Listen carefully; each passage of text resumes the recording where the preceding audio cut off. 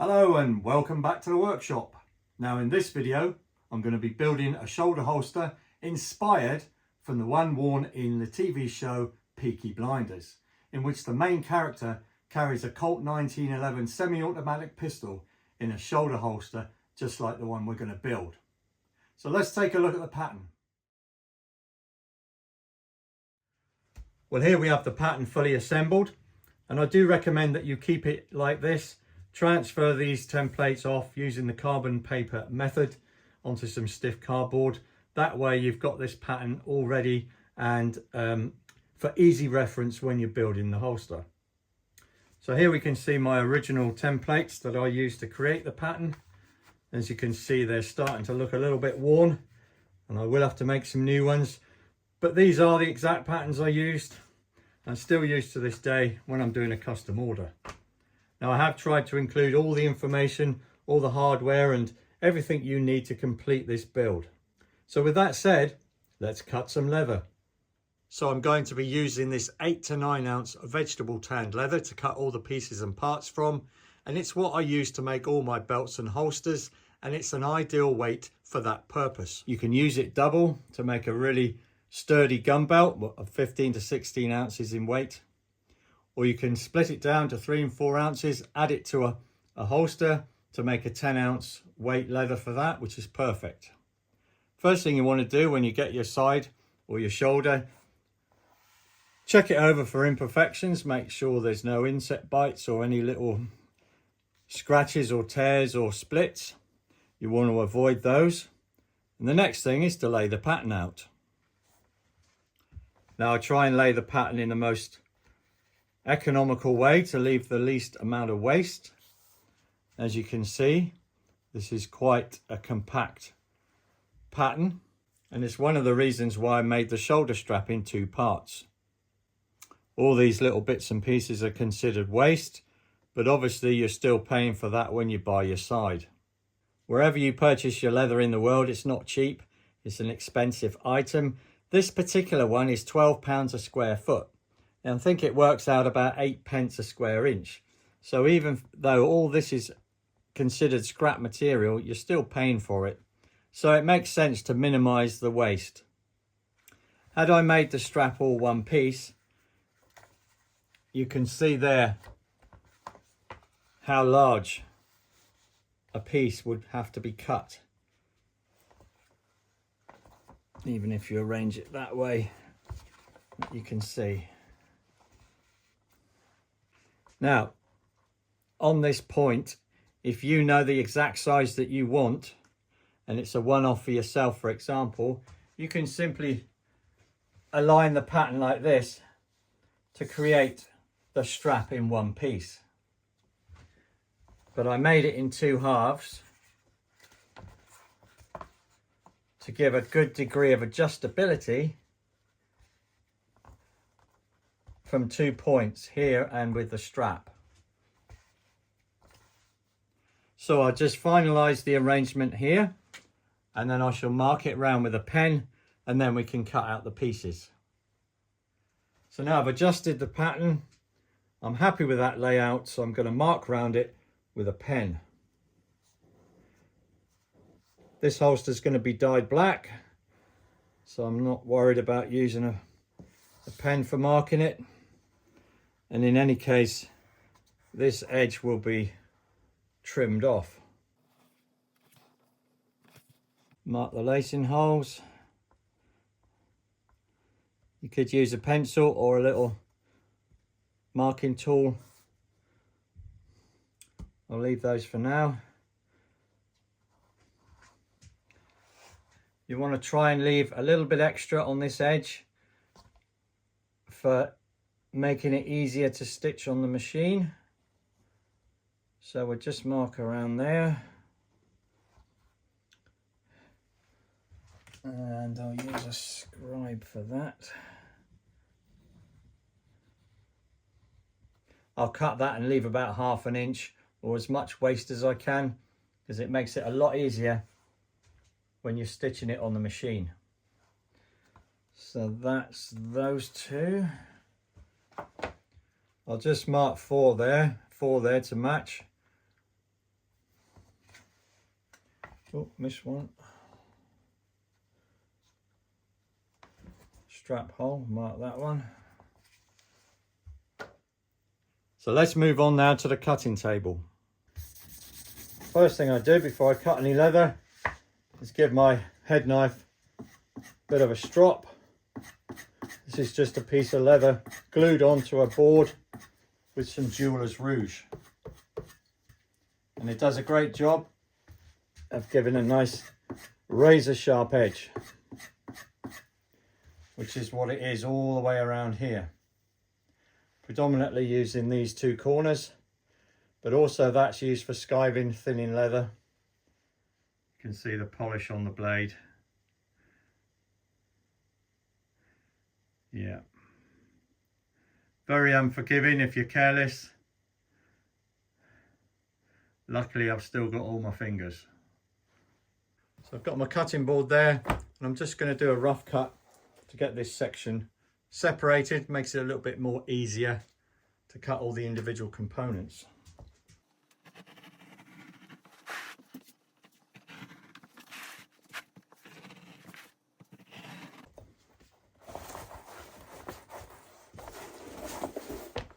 And there we go.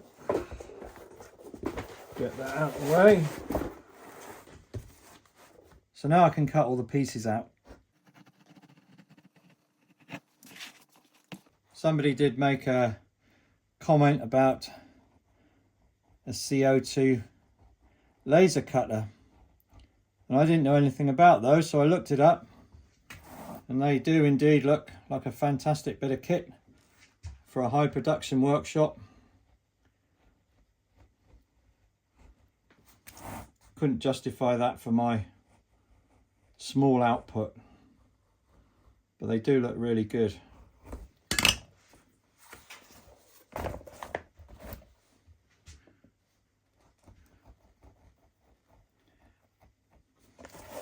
Once you master these head knives, they really are an excellent tool. Obviously safety first, first aid last, as they say. Never get your fingers in front of the blade, because it will bite you if you're not careful.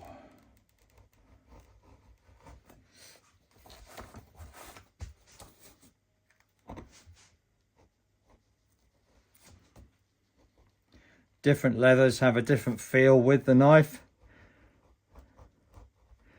Some are very hard, and it takes a lot of effort. There we go. But I must have cut thousands of feet of leather using this method.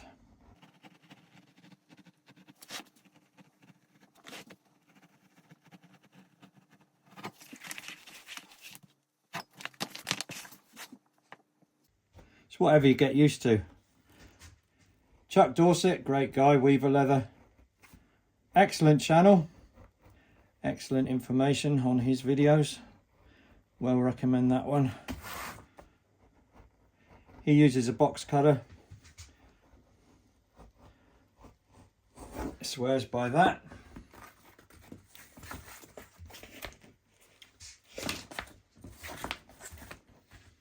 Now here,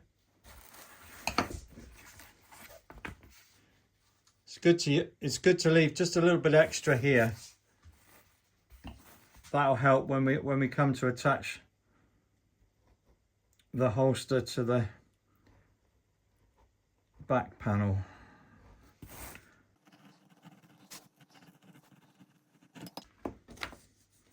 See, scrap, not a lot can do with that. So when I'm cutting the holster out, I punch a 3/16 hole just there in that little tight corner. And also up here, you can use a round punch to punch that curve out. Makes it a little bit easier. So let's do that now. Do it with my left hand so you can see what I'm doing. And we just put that one on there.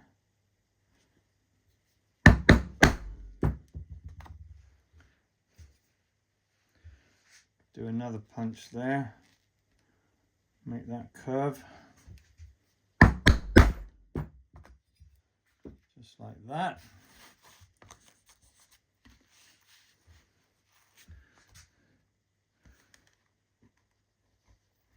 It's not easy cutting an inside curve with a head knife, so that just makes that a little bit of an easier process.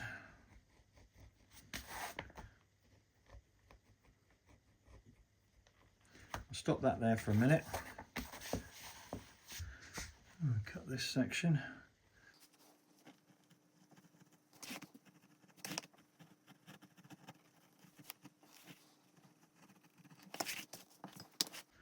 So as I said, we're going to leave a bit extra here, so don't cut right to the line. Just trim that off like that. You can leave that bit if you like. Then what I do now, when I've got this cut, just fold it back on itself, so you can align the two marks there. You can see that. Just make a little mark up here. That there is where the back strap is going to be stitched up to. It will all become apparent when we do the next step. We just continue this cut round and just end it before you get to that mark. Trim off the excess there. And there we go, that's the holster cut out. Head knife goes back in his holder, nice and safe. No chance of any accidents. I'll just trim off the ends with this strap end punch.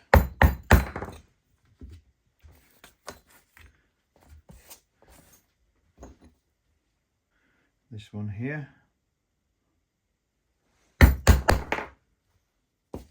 Like that. So the next thing to do is these two strap ends are going to be skived down a little bit thinner because I'm going to be adding a backing. So the idea is that it makes it a little bit more flexible, easier to buckle, but just as strong. So I shall do that now on my skiving machine.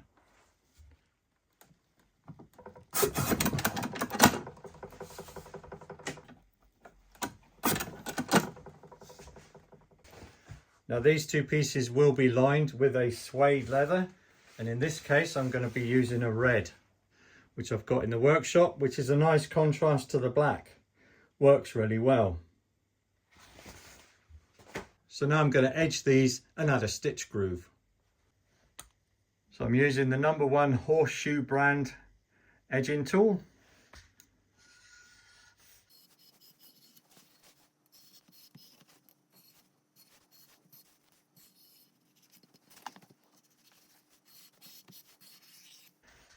Now on this part, on the back, we need to skive out this section here, because when we're attaching the holster and we're stitching up the main seam, we don't want to create a step. We don't want to leave a step here. So I'm just going to use my skiving tool to just thin this down. So there's a nice smooth transition when we come to use the stitching machine. Makes it a lot easier if you do that.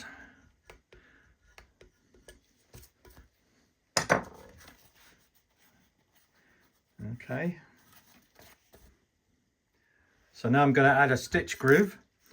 So I set my wing divider little tool here, and I'm going to come in about 3/16 of an inch to create that.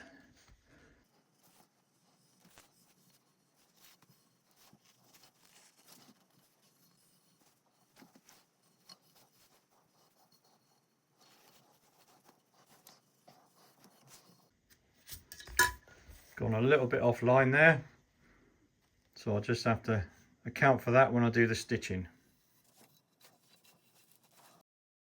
Take your time.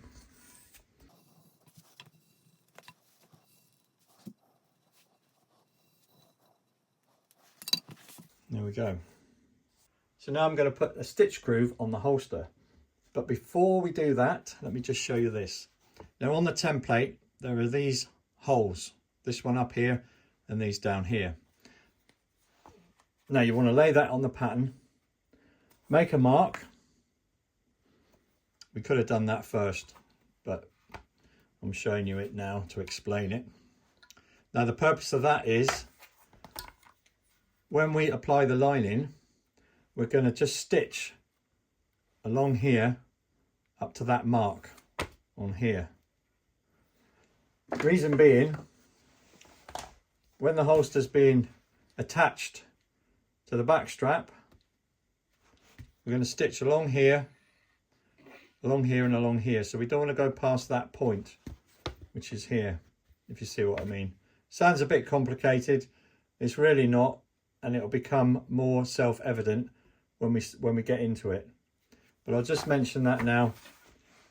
Put a stitch groove on up to that point there.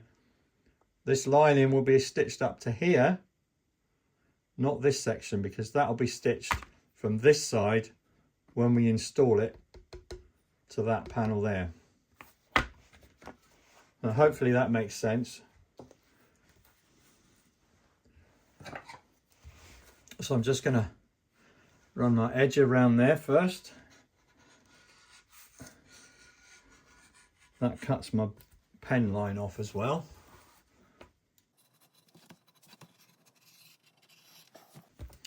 And we can get our stitch groover. Come in a little bit more than 3/16 on this. Just a tad more.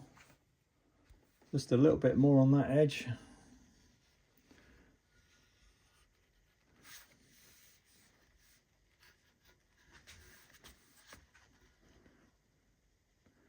You want to stop it about 1/2 inch from that point there.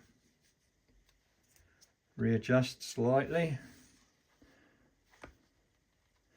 Start from there. Bring a stitch groove around.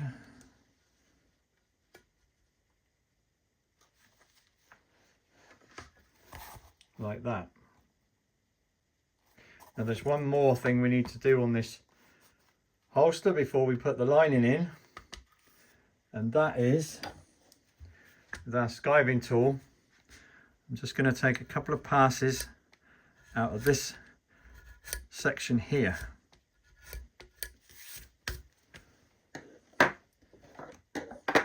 That helps considerably when you're folding and creating the holster. And actually what I might do,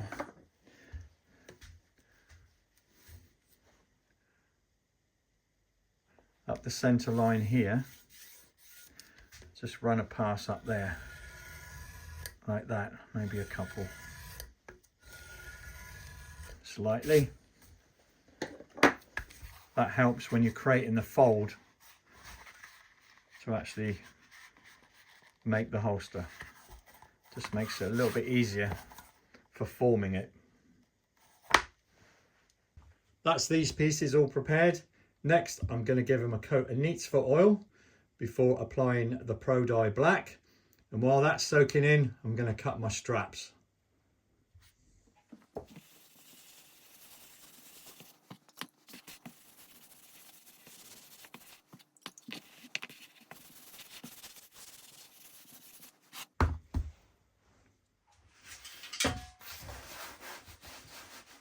So now I'll take my straight edge, mark a line, get a nice straight cut along here, then I can cut my two straps from this.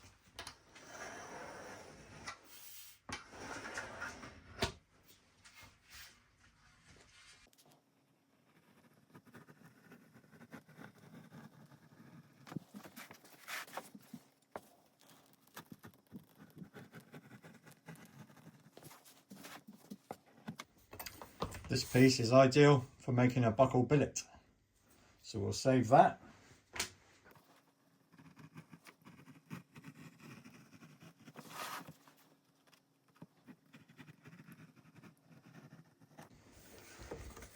Another piece to save. So for this project, I'm using 2 nickel-plated roller buckles, 7/8 of an inch wide. Reason I'm using these is because when I stitch the backing onto these portions here, the stitch lines slightly spread the width of this. So a 3/4 inch buckle will drag, but a 7/8 will fit really nice. So I'm going to cut 2 straps at 7/8 of an inch wide, and I recommend that you use a piece of scrap just to confirm the measurement on your strap cutter, because they can vary slightly. So if you cut a strap, you can set the width exactly right. It's going to make a nice fit, and you're going to know that it will fit your buckle really well. So let's get these straps cut now.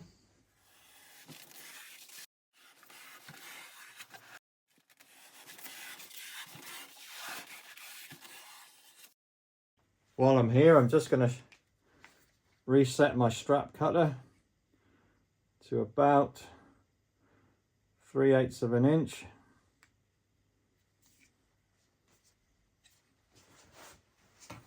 Cut another strip.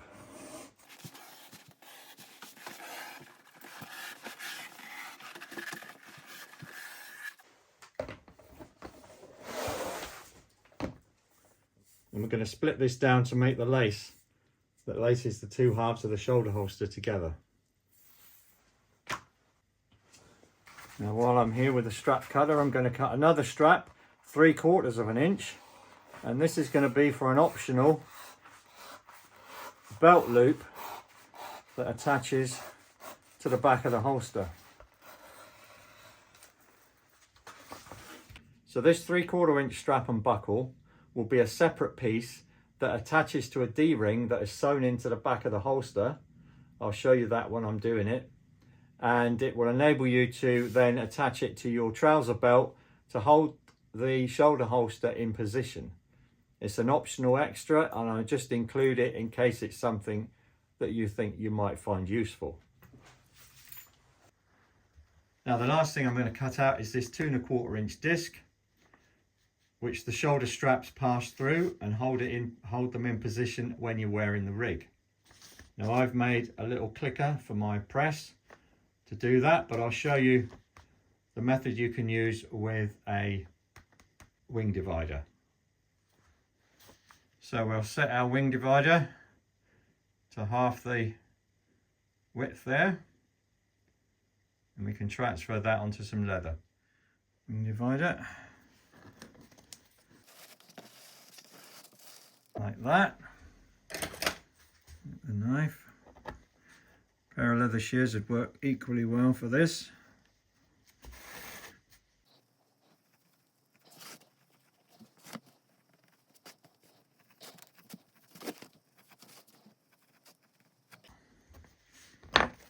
Like that.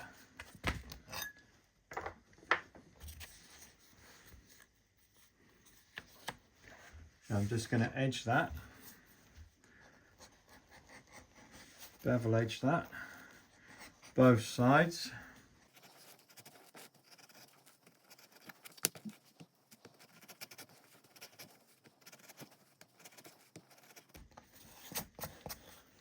Like that.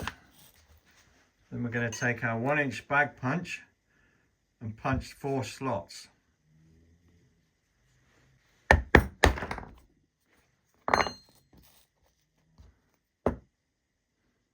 I'm just eyeballing it.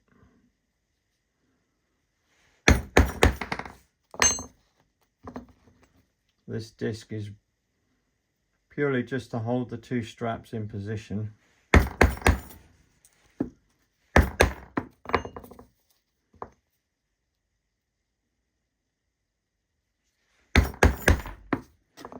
Like that. What I also like to do is with my beveler just take out that inside edge. It just means the straps will run through there a little bit easier. Like that. Now just run all the straps through my little edge beveling contraption.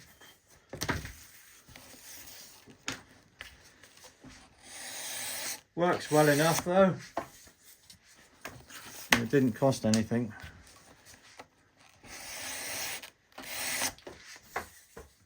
So just take this strap, split it down to about 1/16 of an inch, and that will make up the lace that attaches together the two halves of the shoulder strap. I've just nipped off the ends of these straps with my 7/8 of an inch strap end punch. I'm going to apply some neats for oil now, then everything will be ready for dyeing. Now I'm just going to cut off a piece here that I'm going to split down to use for the holster lining. So it's the same veg tan leather. Put the pattern on the reverse and you can mark around it just roughly like that.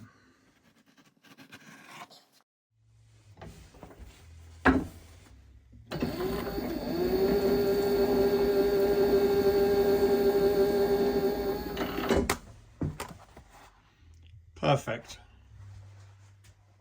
Okay, now we're ready for dyeing, and I've run out of gloves, so I'm going to have to improvise with this plastic bag, but it should do the job.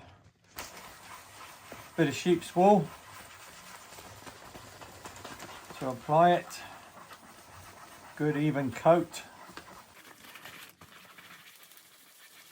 You can see how it sucks it in really well.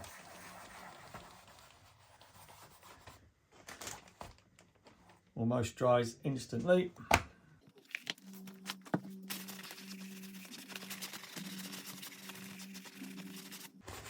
Try not to knock the dye pot over. That wouldn't be a good day. Now what I thought I would do with the straps is just dye the top side, leave the backs plain.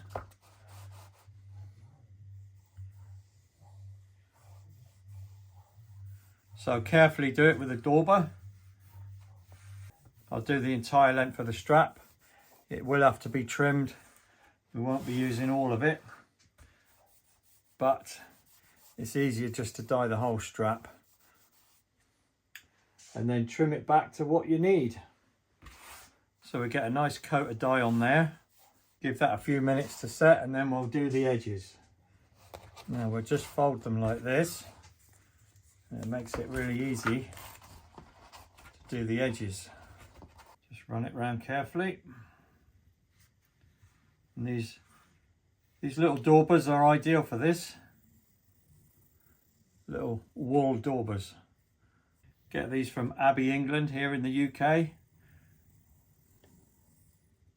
There's really not much rub off at all with this black dye, but just to avoid any potential problems, if anybody was wearing a light coloured waistcoat or a shirt, a white shirt for example. Now this is the lace that we're going to use to join the two pieces together with the lacing holes that are on the back strap. That's all the parts prepared and dyed. I shall leave those to dry out fully, and then in the next episode I'll be installing the linings and completing the build on this Peaky Blinders inspired Colt 1911 shoulder holster. So I hope you've enjoyed watching. Join me in part 2. I'll see you then. Cheers. Hey Jack, how long is this going to take? We've got business to attend to. Arthur is a craftsman. It'll take as long as it takes. Now sit down and stop distracting him. Sorry, Tommy. Sorry, Jack.